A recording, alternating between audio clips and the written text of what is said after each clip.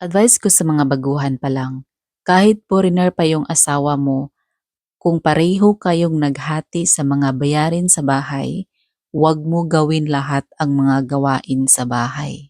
Pero kung wala ka pang maitulong sa mga gastusin sa bahay, lalo na sa pagbili ng pagkain, sa pagbayad ng mga bills, gagawin mo na lang lahat ang mga gawain sa bahay. Kung nakita nyo sa aking video, yung asawa ko naglilinis ng kusina.